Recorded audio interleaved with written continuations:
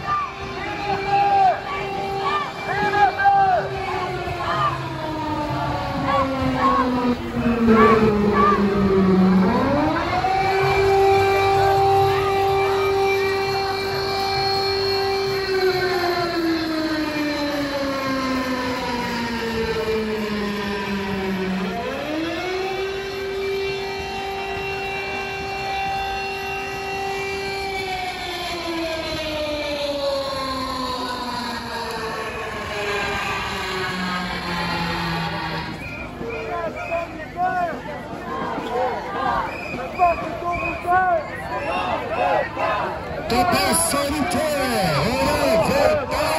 Ton pass sanitaire, on n'en veut pas. Ton pass sanitaire, on n'en veut pas. Ton pass sanitaire, on n'en veut pas. Avec quoi? Entre nous et la tyrannie, l'étendard sanglant élevé, l'étendard sanglant élevé.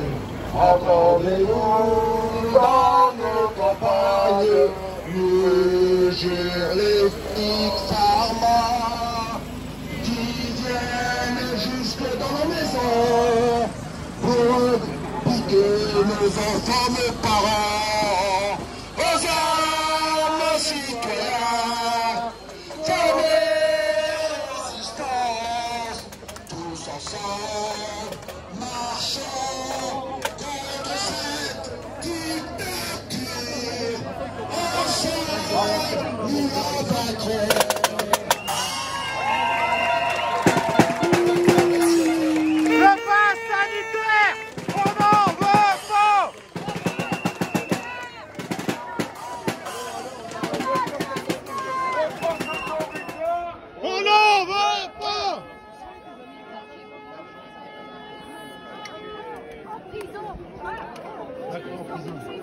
Macron!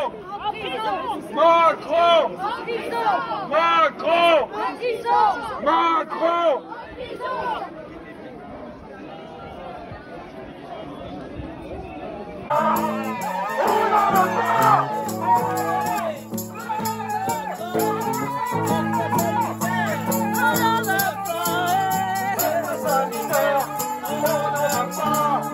Le pass sanitaire, on n'en veut pas. Le pass sanitaire, on n'en veut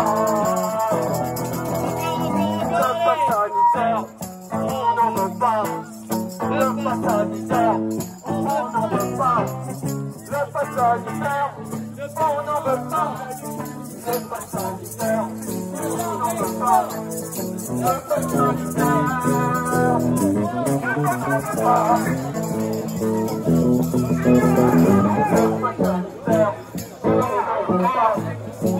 pass sanitaire, on n'en veut pas. Le pass sanitaire, on n'en veut pas. Le pass sanitaire, on n'en veut pas.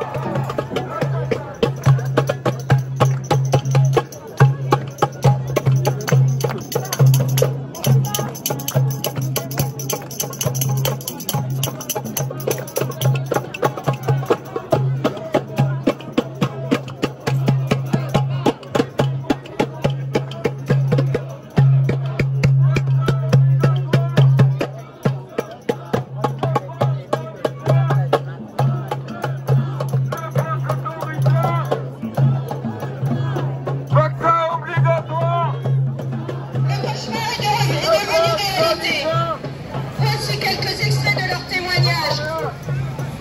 Cela fait 25 ans que je soigne. Je suis infirmière, je me suis investie dans ma mission, parfois au détriment de ma famille, de ma vie tout court.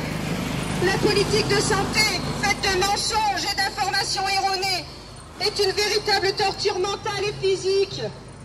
Je me sens trahie par ce monde hypnotisé, angoissée par les conséquences familiales, financières, sociales. Eric, Jamila, Cécile, Christelle, Cédric, Sofiane, Mathilde. C'est avec beaucoup d'amertume et de colère et de larmes que j'ai reçu mon injection. C'était choisir entre la peste et le choléra. J'ai sacrifié 3 ans pour faire mes études. Un castor qui porte la J'avoue me sentir honteuse d'avoir cédé, mais je ne me sentais pas assez soutenue. Carole, Vincent, Vanessa, Aïda, Anaïs. Après 16 ans de perdre aussi, j'ai décidé le jour où le gouvernement m'a imposé l'injection d'une thérapie génique expérimentale, de mettre la blouse au placard. Ma seule certitude aujourd'hui, c'est que je refuse ce piège de quitter en bienveillance. Mehdi, Sylvie, Samira, Pascal, je Je suis psychiatre et très inquiète des témoignages que j'entends. Injection sous contrainte, sentiment de honte, dépossession de son propre corps et du psychisme. Les mêmes descriptions que je reçois de personnes victimes de viol.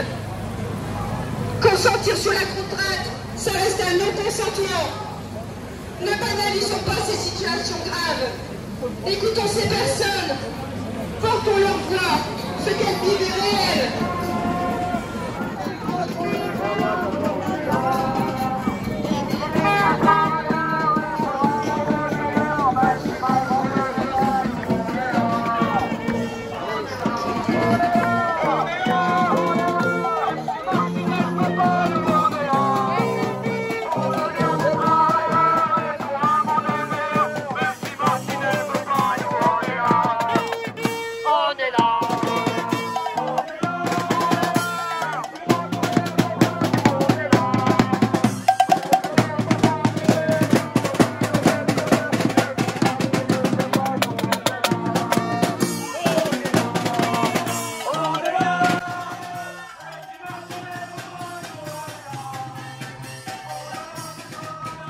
Que ça, c'est une vraie question gilet jaune. Ouais. Vous avez fait quoi de notre argent à l'ensemble des contribuables français qui aujourd'hui participent à la solidarité nationale de par l'impôt pour que les hôpitaux soient dans cet état?